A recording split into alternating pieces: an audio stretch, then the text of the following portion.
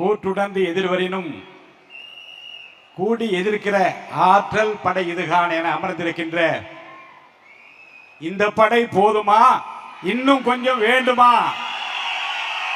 இந்த படை போதுமா, இன்னும் கொஞ்சம் வேண்டுமா என்று சென்னை மாநகரத்திலே இருக்கிற அனைத்து கட்சிகளுக்கும் சவால் விடுக்கின்ற விதத்திலே அமர்ந்திருக்கின்ற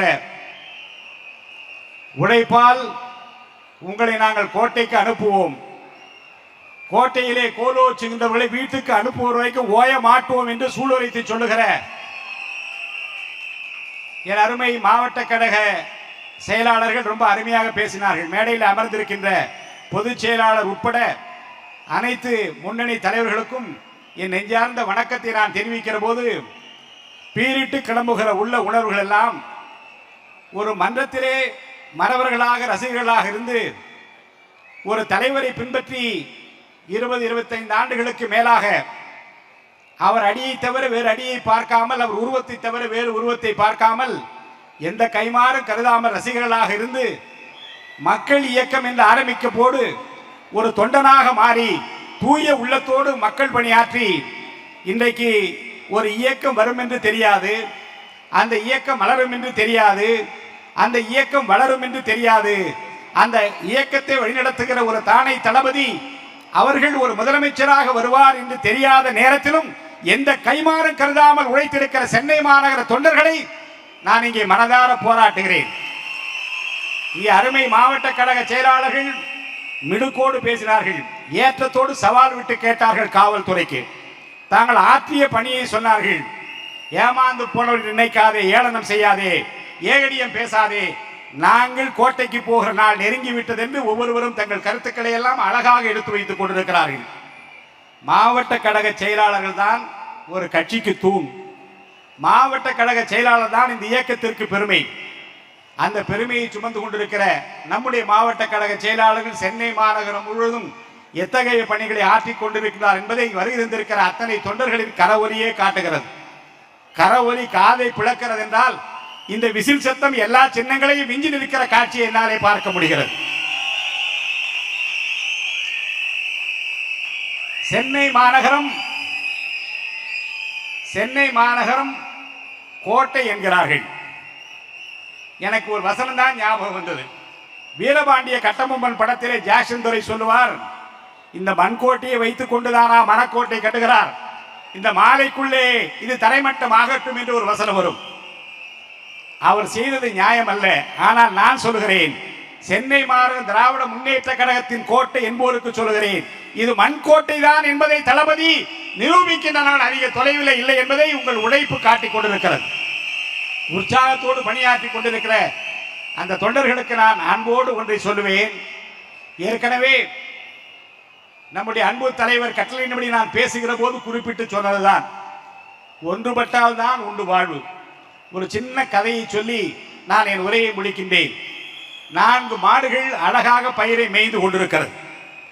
பயிரை மேய்ந்து கொண்டிருக்கிற அந்த மாடுகளை தீர்த்து கட்டுவதற்காக சிங்கமும் புலியும் நேரம் பார்த்து கொண்டிருக்கிறது. ஆனால் 4 மாடுகளும் சேர்ந்து தாக்க வருகிற சிங்கத்தை 4 மாடுகளும் சேர்ந்து முட்டி தள்ளுகிற போது ஓடி போகிற சிங்கம் உட்கார்ந்து பார்க்கிறது. எப்படி வீழ்த்தியாக வேண்டுமே, எப்படி வெற்றி பெற்றாக வேண்டுமே, இந்த இறையை முடித்தாக வேண்டும் என்று நரியை பார்த்து கேட்கிறது, நீ ஒரு யோசனை சொல் என்று. நீ நயமாக பேசி, நய வஞ்சகமாக பேசி ஒவ்வொருவரையும் தனித்தனியாக பிரித்து விடு. ஒன்றாக இருந்தால் தானே நம்மை வீழ்த்துவார்கள், ஒன்றாக இருந்தால் தானே நாம் இறை பெற முடியாது. இவர்களை தனித்தனியாக பிரித்து விட்டோம் என்றால் நீ செய்ய முடியும் நரியே என்று அவர்கள் யோசனை, நரி சொன்ன யோசனையை கேட்டுக்கொண்டு 4வரையும் பிரித்து பார்க்கிற அந்த முயற்சியிலே வெற்றி பெறுகின்றார்கள். என்ன நடந்திருக்கும்? ஒன்றாக இருக்கிற போது வீழ்ந்துவிட்ட சிங்கமும் புலியும் சிறுத்தை புலியும் தனித்தனியாக பிளவுபடுகிற போது அங்கே வீழ்ந்து போகிற ஒரு காட்சி. ஒரு தந்தை அழைக்கிறார், தன்னுடைய மகன் கையிலே 3 பேர் கையிலும் குச்சியை கொடுக்கிறார், கட்டி முடிக்கப்பட்டிருக்கிற குச்சியை கொடுக்கிறார். இதெல்லாம் சின்ன வயதிலே படித்தது, பள்ளிக்கூடத்திலே பயின்ற பாடம். அந்த கட்டையை எடுத்து கட்டி வைத்திருக்கிற கட்டையை உடைத்து பாருங்கள் என்று ஒரு மகனிடம் கொடுக்கிறார். அவன் உடைக்க பார்க்கிறான், முடியவில்லை. இன்னொரு மகனிடம் கொடுக்கிறார், நீ உடை என்கிறார், உடைக்க முடியவில்லை.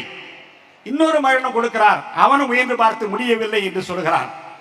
தந்தை சொல்லுகிறார், தனித்தனியாக ஒவ்வொரு கட்டையாக எடுத்து முறித்து பாருங்கள் என்று சொல்கிறார். ஒரு கட்டையை மகன் எடுக்கிறான், ஒரே அடியிலே உடைத்து விடுகிறான். இன்னொரு மகன் எடுக்கிறான், இன்னொரு கட்டையை ஒரே அடியிலே முறித்து விடுகிறான். தந்தை சொன்னார், நீங்கள் 3 பேரும் கூடியிருக்கிற போதுதான் கோடி நன்மை விளையும். உங்களை பிளவுபடுத்துகிற சக்திகள் வருகிற போது உங்கள் ஒற்றுமை குறைவு ஏற்படுத்தும் என்றால் நிச்சயமாக வீழ்ந்து படுவீர்கள். அந்த ஒற்றுமைக்காகத்தான் இந்த கதையை சொன்னேன் என்று சொன்னார். இதை நான் சொல்லுவதற்கு காரணம், சென்னை மாநகரத்திலே நம்மை பிளவுபடுத்துவதற்காக, நம்மை வீழ்த்துவதற்காக பல்வேறு வியூகங்கள் எல்லாம் வகுக்கப்படலாம். இங்கே சவால் விட்டு ஒரு நண்பர் சொன்னாரே, காவல்துறை வைத்து மிரட்டலாம். ஒரு உண்மை சம்பவத்தை சொல்கிறேன். 72ஆம் ஆண்டு லயோலா கல்லூரியில் ஏழை மாணவருக்கு மதிய உணவு திட்டம் என்று ஆரம்பிப்பதற்காக நான் இயக்கத்திலே சேர்ந்திருந்த அந்த காலத்தில் புரட்சித் தலைவர் எம்ஜிஆர் அவர்களை அழைத்து வருவதற்காக திட்டமிட்டேன். அப்போதும் இந்த காவல்துறை வந்தது. என்னை பார்த்தார்கள். புரட்சித் தலைவர் எம்ஜிஆரை அழைக்கக்கூடாது என்று சொன்னார்கள். நிகழ்ச்சி நடத்தக்கூடாது என்று முதல்வர் விரும்புகிறார் என்று சொன்னார்கள். நான் நடத்துவேன் என்று சொன்னேன். ஏனென்றால் ஏழை மாணவருக்கு மதிய உணவு திட்டத்தை அவர் திருக்கரத்தாலே 11,000 ரூபாய் பணம் கொடுத்து இந்த திட்டத்தை ஆரம்பிக்க சொல்லி இருக்கிறார். நடத்துவேன் என்று சொன்னேன். வேலை கிடைக்காது, எதிர்காலம் பாழாகிவிடும், ஒன்றுமில்லாது போய்விடுவீர்கள் என்றெல்லாம் மிரட்டினார்கள். ஆனால் நான் சொன்னேன், நிச்சயமாக விழா நடக்கும், இதோடு படிப்பே முடிந்தாலும் பரவாயில்லை, நான் அவர் பக்கம் நிற்பேன் என்று சொன்னேன். என் தாய் தந்தையரை பார்த்தார்கள். அவர்களை பார்த்து மிரட்டினார்கள். உங்கள் மகன் எதிர்காலம் பாதிக்கப்படும், குடும்பமே பாழாக போய்விடும், அடுத்தடுத்து குழந்தைகள் இருக்கிறது, யோசித்து பாருங்கள் என்று மிரட்டினார்கள். என் தாய் தகப்பன் சொன்னார்கள், என் மகன் திருடன் என்றால் திருத்திக் கொள்ள சொல்கிறேன், என் மகன் கொலைகாரன் என்றால் அவனை நீங்கள் நிச்சயமாக தண்டனை கொடுக்கலாம், எந்த தவறும் செய்யாமல் ஒரு தலைவர் பின்னாலே போகிறான் என்பதற்காக மிரட்டுவீர்களே, ஆனால் என் மகன் செய்வது நியாயம் என்று அவன் பக்கம் நிற்போம் என்று என் தாயும் தகப்பனும் சொன்னார்கள்.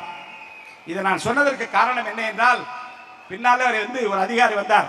என்னை தனியே அழைத்து கொண்டு போனார். லயோலா கல்லூரி வளாகத்திலே இருக்கிற தனி அறைக்கு அழைத்து சென்று உட்கார வைத்து அரை மணி நேரம் என்னை மிரட்டினார்.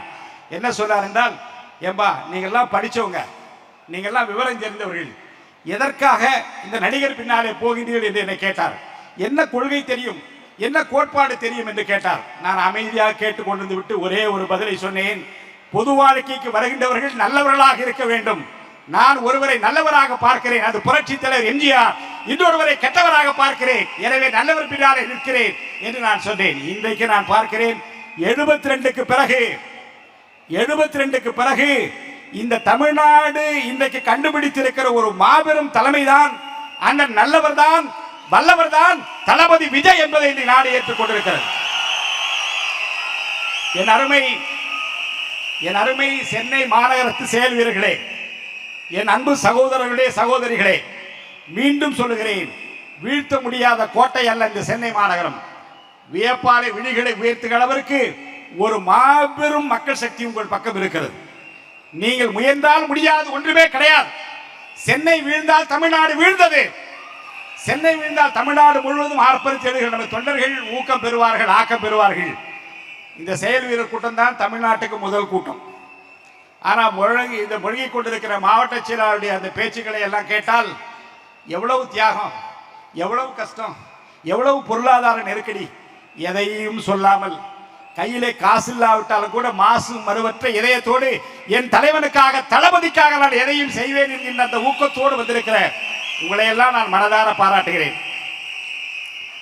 என்ன கைமாறு செய்ய போகிறோம், என்ன கைமாறு செய்ய போகிறோம்?